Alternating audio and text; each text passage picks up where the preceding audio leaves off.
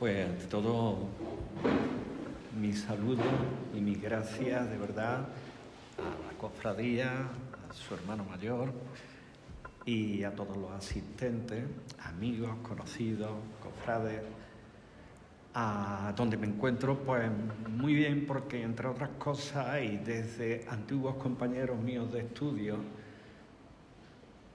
como don Fernando Cruz Conde, que coincidimos en el Instituto Séneca, en quinto, si no recuerdo mal, él hacía las letras, yo hacía ciencias, pero coincidíamos en algunas clases, entre ellas la de don Rafael Cabaná, de ciencias. Y luego, pues, compañeros de estudio, Fran Mellado, amigos, antiguos alumnos que ya a uno le hacen más viejo de lo que quisiera.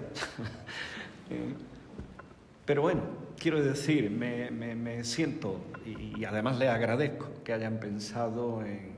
Porque como decía Enrique, ahí quedó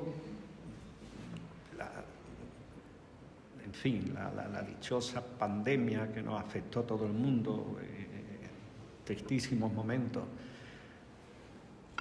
para el país y, bueno, prácticamente para todo el mundo. Había preparado una exposición de obras de Fernando, una exposición interesantísima, porque era un recorrido por las más significativas obras y además también con motivo de precisamente ese año el cartel de Semana Santa que él había pintado para Córdoba. Yo lo conocí a través de mi amigo Luis Manuel García Cruz. Lo conocí, varias veces hablamos, me mandaba información y fuimos componiendo esa exposición que se iba a celebrar, que yo sigo pensando que debería hacerse en otro momento o más adelante en Córdoba. Córdoba debe de ver esa recopilación de obras de él y lo que ha supuesto para, en general, aunque de manera muy concreta, sobre la temática pasional. Él es un hombre de una sólida formación, inicialmente y fundamentalmente y profesionalmente del mundo de la música, como profesor de piano. Pero bueno, ahí estaba latente también esa otra faceta artística, que es la plástica, y en determinado momento de su vida, si no recuerdo mal, en torno a 2012 o por ahí... La clava. Pues bueno, esos resortes que ocurren. A mí me ha ocurrido varias veces, Como antes mencionaba, cuando yo estaba en bachillerato yo estudiaba ciencias y luego terminé siendo profesor en la Facultad de Filosofía y Letras, o sea que quiero decir, pero va uno adaptándose, va uno acomodándose, va uno descubriendo pues otros valores, otras tendencias, otros placeres, otros gustos que se convierten a veces en tu profesión prácticamente y a la que dedicas tu tiempo, tu creatividad, tu ilusión y demás. Él tenía ya pues esa buena escuela familiar por su tío Francisco Meireles. Él tenía evidentemente la capacidad de la expresión artística plástica y comenzó a trabajar en ella, se volcó ya en los pinceles. Y hay una obra que de alguna forma sirve de pistoletazo, como es ese cartel que hace para el Corpus Christi de Sevilla. A mí particularmente esa obra me encantó cuando la conocí, porque hay ¿cómo diría yo?, un rasgo en su pintura que es muy singular, muy personal. Todas sus creaciones son pinturas, ya sean carteles como tales o pinturas como tales, es decir, depende de la intencionalidad o la finalidad de esa creación artística, que tienen personalidad, que tienen singularidad. Son diferentes. Hombre, le ves rasgos de él, porque él tiene rasgos muy llamativos, como hay esa precisión en la pincelada, en el dibujo, en los rasgos, en los detalles. Es un hombre minucioso en su creación y eso es algo que se nota, se aprecia, se valora en toda su obra, ¿no? Como antes decía, yo ese cartel del Corpus Christi me llamó la atención. ¿Por qué? Es tremendamente original. Es tremendamente original. Es una composición singular. Primero choca, ¿qué es esto? Pero luego te das cuenta, él tiene un buen sentido, ya digo, aparte de técnicamente, cómo dibuja, tiene un buen sentido y sabe buscar esos elementos, esos detalles, esos rasgos, a través de la iluminación, de los elementos, para captar la atención y naturalmente generar el mensaje. Cualquier pintura, y más si además va a tener la difusión de un cartel, porque evidentemente es el cartel, pero es una pintura, es decir, es una obra básica que hace él, que luego naturalmente por la técnica se convierte en cartel y se difunde, tiene que llamar la atención. Y además la atención con unos rasgos, con un simbolismo. Todo en función de un mensaje. El mensaje fundamental en la obra que Fernando crea. Sus obras tienen mensaje.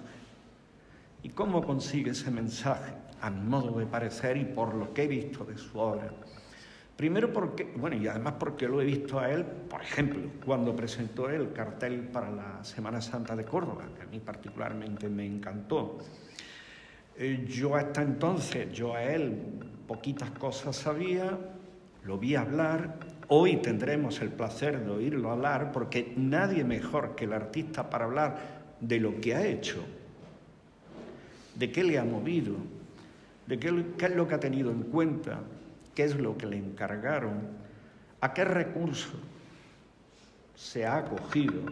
Todo eso es fundamental y él desde luego lo domina y no hay nada más que ver los resultados. Pues ya digo, yo recuerdo cuando él estuvo haciendo la presentación del cartel de Semana Santa que me di cuenta primero de su madurez, de su formación, de sus conocimientos. Y no me refiero solamente a cómo pinta, sino cómo piensa, cómo valora aspectos como son el simbolismo, como es el mensaje, como son el captar los rasgos, los elementos, lo que tiene que representar. Todos esos son factores fundamentales para crear cualquier obra. Cuando hablamos de una obra pictórica y demás, hay quien piensa, estos son historias de los historiadores del arte, de los críticos. No, vamos a ver. Probablemente nosotros veamos algo que a lo mejor hasta se le ha pasado al artista, que yo creo que no. Yo creo que el artista lo tiene más que presente, entre otras cosas porque el artista es quien más trabaja su obra, no el historiador ni el crítico. Tendrán otro punto de vista, lo verán bajo otro prisma, bajo otra perspectiva, pero lo que está claro es que quien lo ha trabajado, quien lo conoce, quien lo sabe plasmar es el artista que lo crea. Y sobre todo cuando estamos ante un artista, y en este caso está clarísimo, como Fernando, que es un hombre, primero, atiende a los comitentes, a aquellos que le encargan la obra. Atiende. Naturalmente los comitentes tienen una intencionalidad. No sé, en el caso de esta obra, una conmemoración del 450 aniversario de la fundación. En otro motivo, el que sea. Es decir, le manifiesta qué quiere. Él les pregunta. Él de alguna forma percibe, nota eso que ellos buscan, que ellos quieren, aquellos, las singularidades, las peculiaridades, el espíritu de esa conmemoración para naturalmente hacer ese nuevo constructo que es la obra de arte. Y eso él lo tiene. Recuerdo cuando el cartel de Córdoba recurrió, probablemente a unos tópicos, pero unos tópicos muy típicos de Córdoba, ese ambiente tenebrista, esa obra de Julio Romero, esos paisajes. Es decir, él siempre recurre a una serie de elementos. ¿Por qué? Porque eso ayuda en la transmisión del mensaje. Ya digo, antes he dicho, él, su calidad, sus aspectos técnicos están magníficamente representados en su obra. Por ahí, cuando he leído algo de lo que algunos comentarios, y bueno, se habla de él, es un pintor figurativo, por supuesto. ¿Por qué? Porque además el tema de la Semana Santa, hombre, yo no me imagino, os lo digo de verdad, el tema de la Semana... Fijaros bien que el tema de la religión, de la devoción, eso, y no digamos de la devoción, digamos, popular, como son todo el mundo, de las hermandades, el ser humano siempre se acoge a aspectos figurativos. Yo no me imagino una virgen de, yo que sé, del buen nombre, da igual la vocación que le demos, y en un cuadro abstracto, no es por nada. Y a mí me encanta la abstracción, cuidado, que no es porque yo desprecie. Pero nosotros, los seres humanos, y en el caso además de las devociones, fundamentalmente recurrimos a la figuración. Y además una figuración triste, pasional o alegre, depende, ¿no?, del tipo de vocación, pero a la figuración. Es la figuración, como vulgarmente se dice, la clava. Si tiene que representar una virgen en su dolor, ese dolor está ahí. Esa belleza de la Virgen está ahí. ¿Entendido? Es decir, para eso naturalmente hace falta una técnica, él la domina. Pero es que él domina, aparte de la técnica, aparte de ese mensaje, ese escuchar lo que los comitentes quieren, él domina la emoción. Los seres humanos nos movemos, por una parte, por la inteligencia, unos más y otros menos, no nos engañemos, y no más que las barbaridades que más de un ser humano ha hecho a lo largo de la historia, pero también de las emociones, también de las emociones. Las emociones, para bien o para mal, ese otro elemento de nuestro comportamiento, y no digamos de nuestras devociones, que está ahí, y que por lo tanto, esa figuración a la que yo me refería y que él maravillosamente practica, pues hay que utilizarla, hay que plasmarla para que el mensaje sea emocional, para que levante en nosotros lo que realmente tanto los comitentes como él buscaban, y él por supuesto lo consigue. Él, a aquella obra que a mí particularmente me encanta, del Corpus Christi, bueno, le empezaron a seguir una serie de encargos de otras hermandades que vieron en él pues a una persona, a un artista que realmente respondía a lo que cualquiera que quiera, que busca una buena obra, y además con mensaje, ¿no? Y ahí empezaron pues ya de la Semana Santa de Carmona, de Osuna, de Sevilla, y últimamente de Málaga. Es decir, una serie de obras, muchas de ellas fundamentalmente en el tema de cartel de Semana Santa de distintos lugares, cada una, ya digo, muy, muy personal, muy, muy singular, muy diferentes de una a otra, porque tiene que responder a las peculiaridades, a la personalidad, a la singularidad. Él no es hombre de un solo registro pictórico, porque que eso a veces ocurre no ya en los artistas plásticos, sino hasta en los mismos fotógrafos que se dedican al tema, ¿no? Que es que parece que cada vez que hacen fotos de las vírgenes, todas desde el mismo ángulo, desde el mismo sitio, buscando, y notas quién ha hecho eso, pero notas hecho porque se repiten. Él no, él da registros diferentes según las distintas pinturas. Veis sus pinturas y ya digo, hay rasgos de él, como por ejemplo, no siempre, pero bastante, un cierto tenebrismo en algunas obras. También depende de qué tipo de cofradía sea, cuál es el tema iconográfico central, pero ese tenebrismo también está presente. Otras veces hay digamos, una armonía entre esa oscuridad y la luz, y además una luz digamos, de ilusión, de futuro, de esperanza, magnífico también, porque, repito, él determina distintos registros, depende de qué es lo que vaya a pintar, qué mensaje lleva, qué elemento iconográfico lleva. Eso es fundamental en la obra de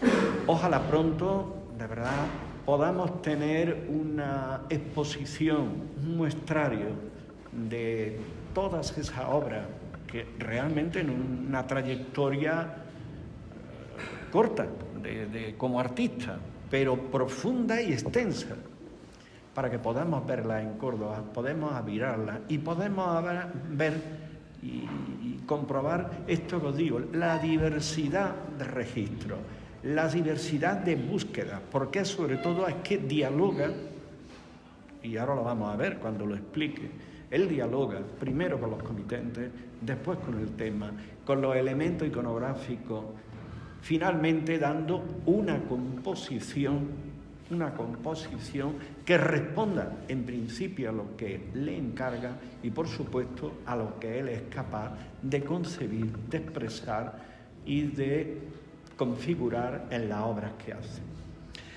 Vamos a tener la suerte de oírlo a él, que tiene más cosas que decir yo, porque él es el que se ha tirado horas y horas y horas pensando en su obra, pensando en cómo explicarlo. A mí particularmente me ha encantado.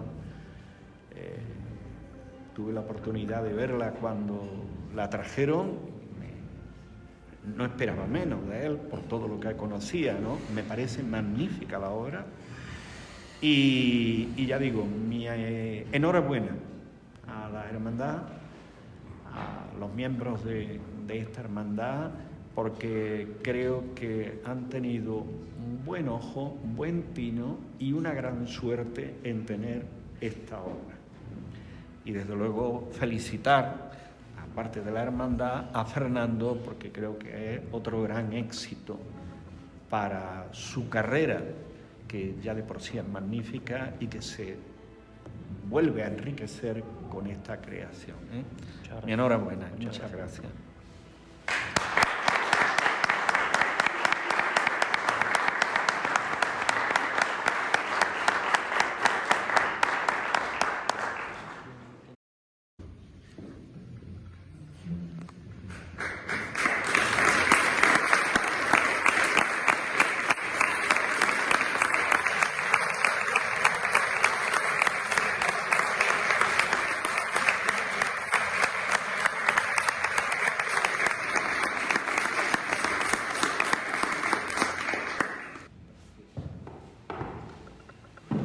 Bien, muchas gracias.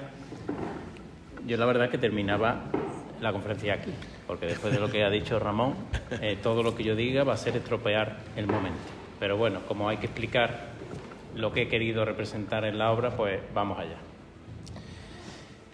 Este óleo sobre lienzo que se acaba de presentar nace de un encargo que me hace esta corporación para realizar un cuadro que conmemorase el 400 aniversario de la primera regla de la hermandad. 450, perdón. En ese encargo me hacen hincapié en que lo que quieren no es un cartel, sino una pintura de corte historicista, del estilo de las que ya he realizado anteriormente. Esto que ven es el resultado de un largo trabajo de investigación. Un trabajo de investigación que nació con cientos de preguntas, muchas de las cuales no hubieran sido posibles de responder de no haber contado con la inestimable ayuda del arqueólogo Enrique León y de su libro, que verá la luz próximamente, titulado Del Carmen calzado a la compañía, escrito por él y por otros compañeros, en el que a través de una verdadera tesis doctoral sobre esta corporación se van desglosando pormenorizadamente todos los aspectos relacionados con esta hermandad. El trabajo que hay detrás de esta obra nos ha convertido en amigos y vaya desde aquí, Quique, mi agradecimiento por tu ayuda, por tu paciencia y por esas extrañas preguntas que te he ido haciendo a lo largo de todos estos meses. Cuando un pintor, un director de cine o un novelista se pone a la tarea de reconstruir una escena histórica, se encuentra con algunos problemas de difícil solución. Preguntas que ningún cronista anotó por considerarlas intrascendentes, pero que para el artista que tiene que recrear la escena resultan en ese momento fundamentales. Esas son las extrañas preguntas a las que me he referido antes. Preguntas, por ejemplo, ¿en qué posición se encontraría el sol en la estación del año que representa esta escena? ¿Cómo sería la iluminación interior del templo en una época sin luz artificial? ¿De qué tipo y de qué color sería la madera con la que estaba construido el desaparecido artesonado de esta iglesia?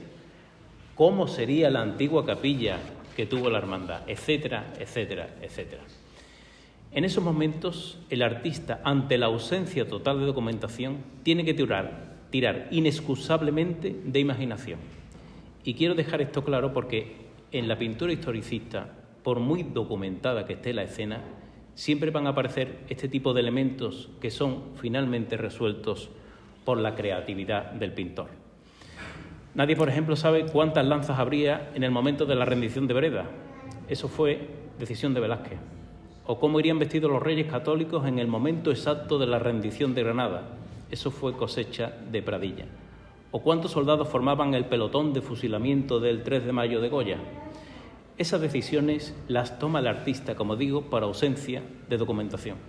Sin embargo, desde el momento en el que son pintadas, todo el mundo asumirá que la escena ocurrió exactamente así, como aparece en el cuadro. Esa es la magia de la pintura historicista.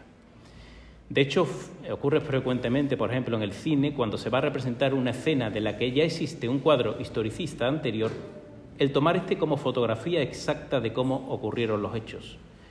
Este es uno de los honores que tienen los pintores historicistas y a mí me cabe el inmenso honor de que a partir de este momento, cuando alguien se refiera a este acontecimiento, su imagen mental le llevará a este cuadro. Una vez dicho esto, empecemos por el principio y voy a intentar que entren un poco en escena, como si de un viaje en el tiempo se tratara. Nos encontramos en el último tercio del siglo XVIII, el conocido siglo de las luces, que como saben se llama así debido al nacimiento del movimiento intelectual conocido como Ilustración. Nos encontramos, como digo, en el último tercio de este siglo e iniciando ya la transición hacia el XIX, el romanticismo. En este siglo XVIII se empiezan a tomar las medidas ilustradas, unas reformas impuestas a las hermandades que van a chocar frontalmente con el mundo cofrade de aquella época. Esa nueva ideología impuesta entendía que muchos de los actos cofrades eran irreverentes o estaban fuera de lugar en el nuevo marco social establecido, y eso hace que la celebración de la Semana Santa de Córdoba sufra un declive tal que pasadas pocas décadas la Semana Santa cordobesa literalmente deje de existir. Como dato curioso les enumeraré algunas de las normas o prohibiciones. Se ordena que las procesiones se hagan con luz de día y no por la noche. Se prohíbe la utilización del capirote. Se regula el horario de apertura y cierre de los templos. Ordenanza en cuanto al recato que deben guardar las mujeres y a la indumentaria de los penitentes. Prohibición de que salgan mujeres en las procesiones. Prohibición de disciplinantes en las procesiones, etcétera, etcétera, etcétera. Todo esto provoca en la Hermandad del Sepulcro una preocupante disminución del número de hermanos con la consiguiente merma económica para la corporación, que hace peligrar tanto sus cultos como el poner la cofradía en la calle. Según el libro antes mencionado, el mayor gasto en estos años correspondía curiosamente a la cera de las velas. Era muy cara la cera. Este problema queda en parte solucionado con la incorporación a la cofradía del Colegio de Escribanos Públicos de Córdoba. Y es gracias a estos escribanos que la cofradía se libra de su extinción. Tanto es así que en esta época la hermandad era conocida como la Cofradía de los Escribanos. En fin, espero que todo esto que les acabo de contar les sirva para entender un poco el contexto histórico en el que transcurre el cuadro. Una escena que tuvo lugar en el templo en el que por entonces residía la hermandad, el convento carmelita de Puerta Nueva. Allí la hermandad contaba con una capilla propia, hoy desaparecida, que es la que ven en la parte izquierda del cuadro tras la urna. Este templo de una sola nave posee una joya de la pintura andaluza, el retablo que en 1655 realizara el sevillano Valdés Leal, el cual frecuentó y trabajó mucho para Córdoba, entre otras cosas porque se casó con una cordobesa. En la época en la que transcurre esta escena, estas pinturas tendrían aproximadamente unos 150 años, por lo que las he querido representar ya oscurecidas por el paso del tiempo y por el humo diario de las velas, que era el único sistema de iluminación en aquella época. Al ser esa iglesia una iglesia pequeña, he creído necesario dotarla de algo más de monumentalidad para que el espacio pareciera más grandioso, más grande. Una de las formas que tenemos los pintores y los fotógrafos de conseguir esto es eligiendo un punto de vista contrapicado, es decir, como si estuviéramos sentados en el suelo, y con un gran angular. Con esto se consiguen, como veis, una mayor monumentalidad. Aquí veis, por ejemplo, dos fotos. La de arriba es la foto de la Sainte-Chapelle de París, tomada con un objetivo normal, a la altura de una persona de pie, y la de abajo es la misma iglesia, desde el suelo y con un gran angular. Como veis, el resultado es completamente distinto.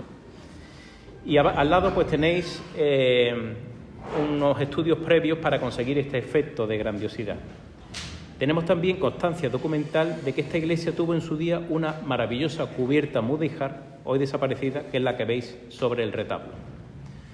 Aparte de las pinturas de Valdés Leal, no se tienen datos de la decoración del resto de colección pictórica que tendría esta iglesia. Por lo tanto, y pensando que esto era un templo carmelita, no sería raro que algunos de los cuadros colgados representaran a monjes con su hábito. El cuadro de la derecha en concreto está sacado del famoso Retrato de Carmelita de Luis Tristán, que se conserva en el Museo del Prado. En el siguiente pintado una Inmaculada, la Inmaculada era la titular del Colegio de Escribanos, y además figura como titular en el título de esta cofradía, en primer lugar además. Y por último, allá arriba, casi sumergida en la oscuridad, aparece el cuadro de una Piedad, como guiño también a la Semana Santa cordobesa, con un cuadro de la Virgen de las Angustias que se conserva en el convento de las Capuchinas. Bajo este cuadro de la Piedad estaba, como he dicho, la Capilla de la Hermandad, la cual, se sabe, estaba protegida por una reja que también se ha perdido. En el libro del Carmen Calzado a la Compañía se detallan algunos elementos de esta capilla, como son, por ejemplo, dos cuadros que había de Jesús preso y del entierro de Cristo, hoy perdidos, y un retablo en el que estaban expuestos todo el año el Cristo y la Virgen de las Penas, que veis en este momento ya subida sobre sus andas, preparada para su estación de penitencia. La Virgen aparece representada tal y como citan las fuentes. Cito: vestida con un manto de terciopelo negro, delantal de tafetán, estola negra, toca y pañuelo blanco y guardapiés. Esta Virgen y esta capilla, como el resto del convento, fueron víctimas del expolio de las tropas napoleónicas durante la invasión francesa. Según el informe del prior del convento, tras el saqueo, las mochilas de los soldados iban cargadas de objetos sagrados y, cito, despojada de sus vestiduras la Virgen de las Penas, sacados los ojos, cortadas las narices, orejas y acuchillado el rostro. La urna del Cristo también fue objeto de este salvajismo de los franceses, pero de eso hablaré un poco más adelante. Y ya para terminar con la descripción de la iglesia, he querido colocar un rayo de luz atravesando la vidriera, iluminando al protagonista principal del cuadro, que es el Cristo. Me he servido de este rayo en la composición para dirigir la mirada del espectador hacia el punto principal de la escena, que es el Cristo, cuyo cuerpo recibe la mayor iluminación del cuadro y, por lo tanto, la zona a la que todos ustedes habrán dirigido seguramente su mirada en primer lugar para, a continuación, hacer un recorrido visual por el mismo. La escena del cuadro narra la última vez que se representaría el acto conocido como el ritual del descendimiento. De ahí que haya titulado el cuadro El último descendimiento. Este acto se celebraba cada Viernes Santo y tenía lugar justo antes de la salida de la cofradía. Este ceremonial era un acto cargado de simbolismo y plasticidad. Según documentación existente, para la representación del mismo se construía en el presbiterio un entarimado cubierto con un paño negro sobre el que se edificaba un monte calvario en el que los hermanos, cito, colocaban lentisco, cañas y tornizos que ellos mismos recogen de la frondosa sierra cordobesa. Sobre este monte van 3 cruces y en ella el Cristo y la talla de los 2 ladrones también perdidas. Quiero hacer aquí un inciso y agradecer a mi amiga, la imaginera sevillana Lourdes Hernández, la cesión de las imágenes de sus 2 ladrones para la utilización en este cuadro. En esta cena del Monte Calvario participan también hermanos de la cofradía, vestidos con ropas históricas que representaban los papeles de los personajes que estuvieron en aquel momento defendiendo a nuestro Señor Jesucristo. Y mientras todo esto sucedía, un miembro de la comunidad carmelita desde el púlpito narraba con viveza la secuencia del descendimiento ante la atenta mirada de los hermanos que, vestidos de nazarenos, permanecían con las velas encendidas. Como digo, este sería el último descendimiento que la hermandad podría representar, ya que este acto también sería prohibido por las normativas ilustradas. Aún así, en la escena vemos ya, o mejor dicho, no vemos ya, algunos elementos que pocos años antes sí aparecían, pero que fueron también prohibidos, como por ejemplo un sudario rojo que portaba el Cristo, una peluca de pelo natural que se le colocaba y que cada añocito mandaban rizar con airosos bucles. Incluso anteriormente a esto el Cristo tenía los brazos articulados, con lo que aparecía crucificado en la cruz y los actores lo desenclavaban y lo descendían. Ahí veis, por ejemplo, un ejemplo de cómo sería el Cristo. Ese es el Cristo de Burgos, con una peluca y un sudario. Y abajo un Cristo articulado de la Catedral de Sigüenza, en el que está participando precisamente en una ceremonia de descendimiento. Vemos asimismo cambios en las vestimentas de los nazarenos. Si se fijan, aquí ningún nazareno lleva capirote, ni siquiera lo porta en sus manos. Fueron también prohibidos y los hermanos hacían su estación de penitencia con la cara descubierta. Esas mujeres que veis vestidas de negro, bajo el buen ladrón, eran las llamadas viuditas, y tras ese acto participaban también en la estación de penitencia portando los símbolos de la pasión. Una vez finalizado este acto, el Cristo era bajado por los hermanos, conducido hacia la urna para ser allí depositado y comenzar la estación de penitencia. Así que para ir terminando ya con la descripción de este cuadro, vamos con la urna. Esta fue la única urna procesional que realizara en su vida el imaginero Pedro Roldán y que desgraciadamente también desapareció. Fue este el último de los retos que me planteó este cuadro, ya que se desconoce por completo cómo era. Lo único que se sabe es que debió de ser un trabajo exquisito a juzgar por el coste que tuvo la obra, 1.500 reales de vellón, y porque en aquellos años Pedro Roldán se encontraba en plena madurez artística. Entonces, ¿cuáles han sido mis referencias artísticas para utilizar en este cuadro sin apenas referencias documentales? Pues paso a enumerarlas. Primera referencia. Se sabe que Roldán trabajó en esta urna junto al retablista Dionisio de Rivas y esta circunstancia fue la primera pista que me ayudó a imaginar cómo hubiera sido esta urna, ya que un año antes ambos artistas trabajaron también conjuntamente en la hechura del retablo de la Capilla de los Vizcaínos que se conserva en la parroquia del Sagrario de la Catedral de Sevilla. Me encontraba, pues, ante una referencia artística importante de la que poder inspirarme para construir mi urna. Aquí, por ejemplo, vemos motivos ornamentales inspirados en este retablo, como son esos pequeños casetones cuadrados y estos otros de las molduras del retablo. Segunda referencia. He dicho antes que Pedro Roldán realizó una sola urna procesional en su vida. Sin embargo, sí que trabajó en un sepulcro y este se encuentra en el retablo mayor del Hospital de la Caridad de Sevilla. Es de este sepulcro de donde he sacado tanto la base de la urna como la idea de colocar ese medio punto central. Tercera referencia. Seguramente, en el trabajo de la urna, Pedro Roldán se encargaría fundamentalmente del grupo escultórico, por lo que he utilizado para su decoración algunos de sus ángeles pasionistas, puttis y ángeles lampareros. Paso rápidamente a enumerarlos. Sobre la tapa del ángel he colocado un ángel pasionista de la Hermandad de la Quinta Angustia de Sevilla, de Roldán, a la que le he añadido un paño de la Verónica que se encuentra en el cuerpo superior del retablo de los Vizcaínos, y 5 ángeles más, a saber, un ángel pasionista del Paso de las Tres Necesidades de Cabra, otro de la Hermandad del Dulce Nombre de Sevilla, 2 ángeles lampareros de la Iglesia del Santo Ángel de Sevilla y 2 ángeles niños procedentes de San Lorenzo de Sevilla. Cuarta referencia. Esta referencia tiene que ver con la estructura general. En el archivo del Museo de Bellas Artes de Córdoba se conserva un boceto a sanguina realizado pocos años después de la urna de Roldán y dibujado por el pintor Antonio García Reynoso.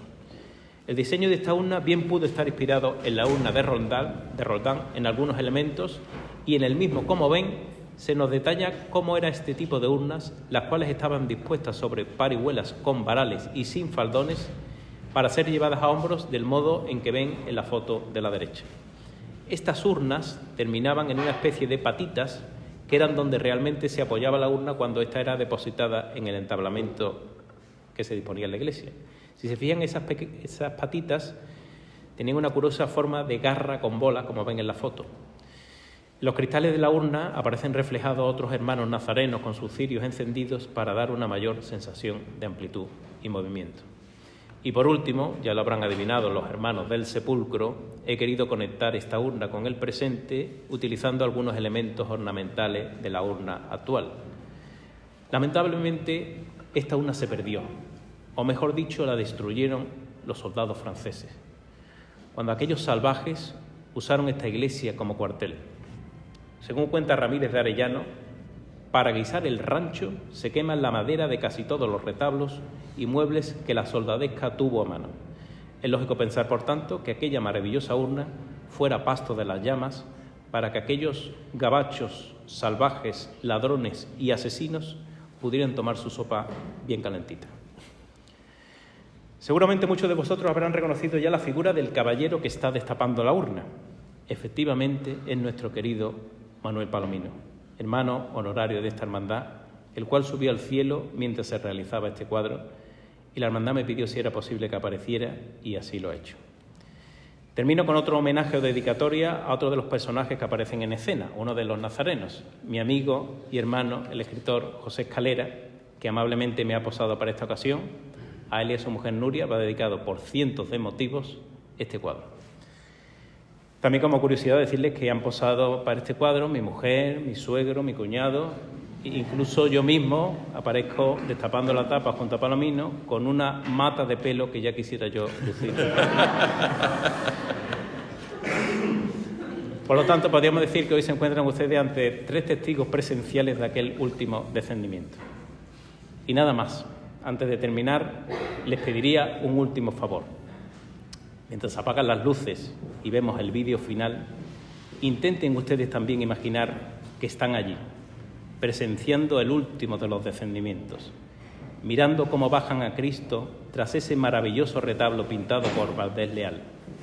Intenten sentir el crujir de las maderas, el chisporroteo de las velas, el olor a incienso y el sonido de la música, sí, porque mientras todo esto sucedía, la música también sonaba. Debió ser un momento realmente estremecedor. Y curiosamente, en esos mismos años, mientras todo esto ocurría, en otra punta de Europa, un músico moribundo componía entre estertores el requiem más famoso de la historia.